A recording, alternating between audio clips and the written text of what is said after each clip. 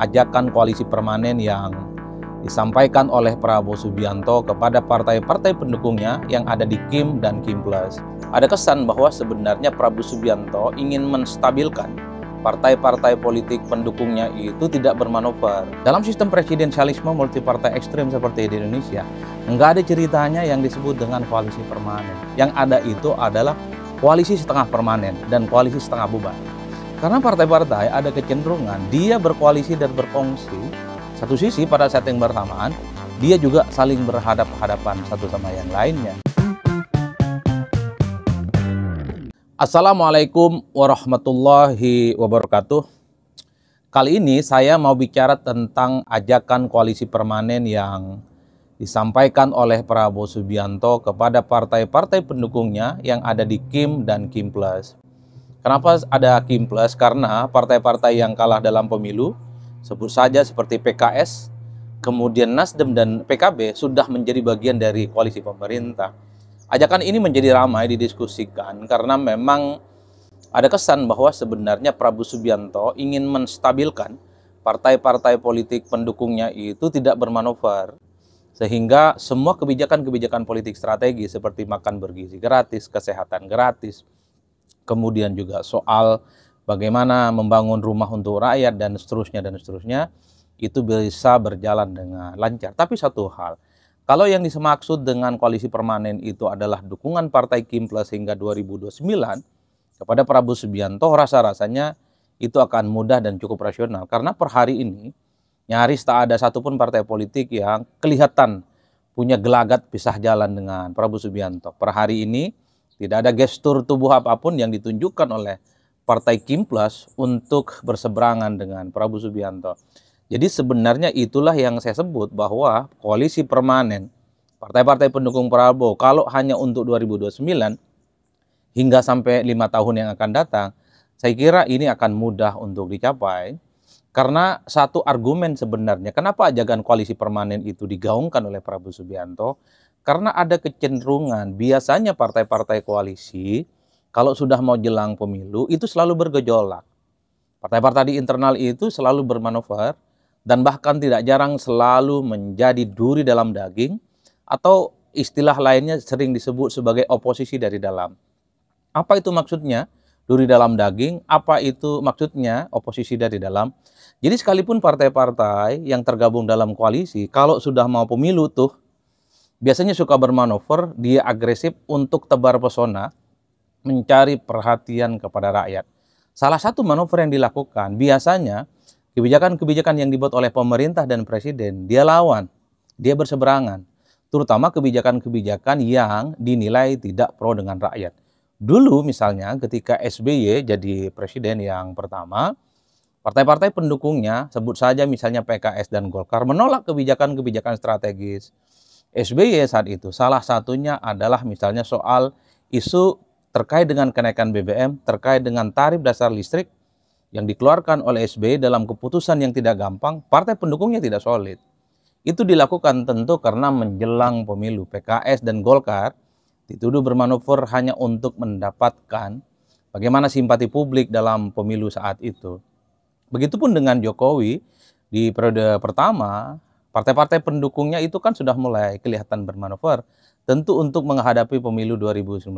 Jadi hal-hal yang semacam ini sepertinya disampaikan oleh Prabowo Subianto karena Prabowo tidak mau sampai 2029 partai-partai yang saat ini menyatakan tegak lurus, iman politiknya sama dengan Prabowo, justru di kemudian hari hanya karena ingin menghadapi pemilu selanjutnya itu pisah jalan, bermanuver dan sering melakukan resistensi dan perlawanan-perlawanan terhadap semua keputusan politik yang dibuat oleh Prabowo. Jadi itulah yang saya sebut sebagai koalisi permanen, menarik untuk diperbincangkan dalam konteks itu. Tapi kalau yang disebut dengan koalisi permanen itu adalah bahwa Kim Plus itu akan dilanjutkan untuk pemilu 2029 sampai 2034, mungkin nanti dulu. Karena kita tahu dalam kemarin dalam kongres luar biasa yang dilaksanakan oleh Gerindra sudah memutuskan kembali Prabowo Subianto sebagai calon presiden 2029. Kalau ditanya kepada Kim Plus, tentu Kim Plus itu belum menentukan sikap politiknya Apakah periode kedua 2029 Prabowo ketika maju kembali untuk yang kedua kalinya, partai-partai Kim+ itu akan solid atau tidak? Per hari ini partai-partai pendukung Prabowo secara eksplisit belum menentukan sikap politik mereka. Mungkin mereka sedang berhitung plus dan minusnya bergabung kembali dengan Prabowo Subianto. Satu sisi, partai-partai pendukung Prabowo pastinya berpikir di 2029 mereka itu ingin mencalonkan kader terbaik mereka, khususnya ketua umum mereka, untuk bertanding di Pilpres, baik sebagai calon presiden ataupun sebagai wakil presiden. Mengingat di 2029 ini kan presidensial threshold sudah hilang. Jadi partai-partai nggak perlu lagi pusing bicara tentang ambang batas presiden 20% yang sudah diamputasi oleh Mahkamah Konstitusi. Dalam konteks itulah maka sangat rasional kalau partai-partai pendukung Prabowo per hari ini belum menyatakan untuk periode kedua mereka akan kembali bersama dengan Prabowo. Karena mereka berpikir mencari celah bagaimana juga bisa ikut Pilpres ya. Tatatannya tentu adalah bagaimana mengamankan kutil efek, karena di pemilu 2029, Pilpres dan Pileg dilaksanakan secara bersamaan. Secara praktik politik, partai yang bisa mengusung kader mereka maju Pilpres, biasanya suara Pilegnya itu akan naik secara signifikan. Itu yang sepertinya dikalkulasi oleh partai politik. Tapi pada saat yang bersamaan, partai-partai pendukung Prabowo Subianto yang ada di Kim+ saat ini agak sedikit gamang juga kalau maju Pilpres sebagai calon presiden berhadapan dengan Prabowo Subianto yang saya kira sebagai presiden petahana memiliki elektabilitas dan dukungan politik di atas rata-rata. Paling mungkin mereka sedang berhitung bagaimana cara berebut untuk menjadi pendampingnya Prabowo sebagai calon wakil presiden nantinya. Jadi hal-hal yang semacam ini menurut saya bicara tentang koalisi permanen menjadi menarik ya, karena ini menjadi diskursus yang belakangan ini kembali marak karena disampaikan oleh Prabowo sebagai Ketua Umum Gerindra dan sekaligus sebagai calon presiden kembali di 2029. Jadi kalau saya membaca koalisi permanen itu konteksnya adalah koalisi Prabowo saat ini hingga 2029 ataukah ini akan berlanjut 2029 sampai 2034. Itulah penggalan-penggalan soal koalisi permanen yang kemudian menjadi cuplikan-cuplikan publik per hari ini. Jadi saya ulangi, kalau bicara koalisi permanen hingga 2029, ya rasa-rasanya partai pendukung Prabowo solid. Meski ada kekhawatiran, partai pendukungnya ini akan bermanuver jelang pemilihan umum. Karena mereka tebar pesona, cari perhatian tentu untuk mendapatkan dukungan politik. Tapi bicara tentang 2029, 2034, nanti dulu.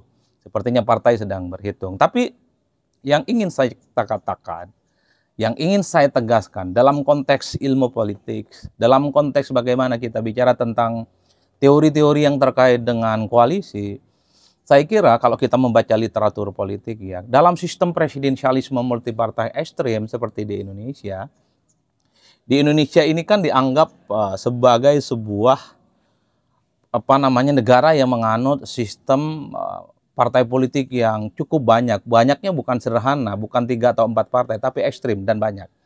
Dalam sistem presidensialisme multipartai ekstrim seperti di Indonesia, nggak ada ceritanya yang disebut dengan koalisi permanen. Yang ada itu adalah koalisi setengah permanen dan koalisi setengah bubar. Karena partai-partai ada kecenderungan dia berkoalisi dan berkongsi. Satu sisi pada saat yang bersamaan, dia juga saling berhadapan-hadapan satu sama yang lainnya. Artinya apa?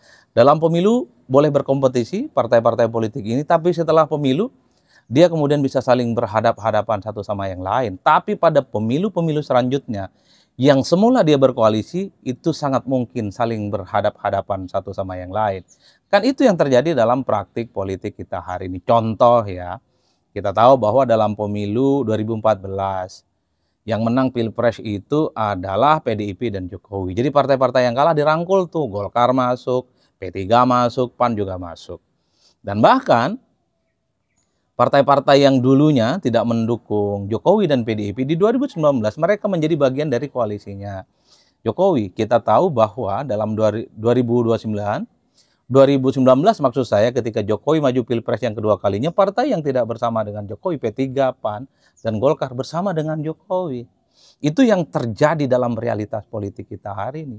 Begitupun dengan Prabowo Subianto. Kita tahu bahwa partai-partai yang tidak mendukungnya, PKS, Nasdem, dan PKB, 2024 kemarin kalah dan bergabung menjadi dalam koalisi politik mereka. Bukan tidak mungkin partai-partai seperti PKB dan Nasdem ataupun PKS yang tidak bersama dengan Prabowo 2024 kemarin, di 2029 akan bersama dengan Prabowo Subianto. Jadi kalau kita membaca bukunya Juan Lin, nah kira-kira begitu, ada yang disebut dengan cacat bawaan dalam sistem presidensialisme multipartai. Apa itu cacat bawaannya? Kalau jumlah partainya banyak, itu sulit bicara tentang koalisi permanen. Karena partai-partai itu punya kepentingan dan setiap saat dia bisa bermanuver, setiap saat dia bisa berbeda, dan setiap saat dia bisa berhadap-hadapan satu sama yang lainnya. Tapi kembali kepada konteks bagaimana Prabowo Subianto ingin membangun koalisi permanen. Kalau yang dimaksud koalisi permanen adalah koalisi saat ini hingga 2029, rasa-rasanya ini adalah warning sebenarnya bagi Prabowo supaya partai-partai pendukungnya saat ini tidak ada yang imannya goyang-goyang, apalagi bermanuver, apalagi menjadi oposisi dari dalam, sehingga ada kekhawatiran kebijakan-kebijakan politik Prabowo yang pro dengan rakyat gitu ya, makan bergizi gratis, kesehatan gratis, pemangkasan kanan kiri, itu tidak berjalan dengan baik karena ada protes-protes politik yang muncul dari kawan-kawan koalisinya. Saya kira di situ untuk kali ini. Salam politik Seun-Seun, pastinya mantap, semantap-mantapnya.